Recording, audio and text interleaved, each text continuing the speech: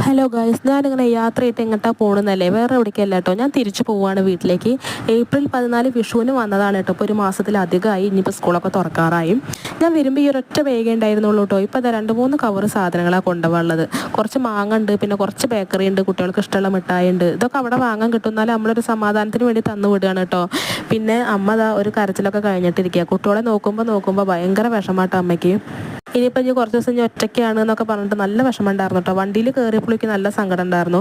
ദേവതാകെ വിഷമത്തിലിരിക്കുകയാണ്. വേദയ്ക്ക് പിന്നെ കുഴപ്പമില്ല കേട്ടോ, അവൾക്ക് എവിടെ പോയാലും സെറ്റാണ്.